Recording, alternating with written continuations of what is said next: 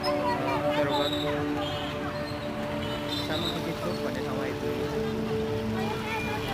यो ठाउँमा तपाईँ हेर्न सक्नुहुन्छ पानीको भर्खरै परेको पानीको कारणले यति ठुलो भल बगेको छ, मानव एउटा ठुलो गाडी आएको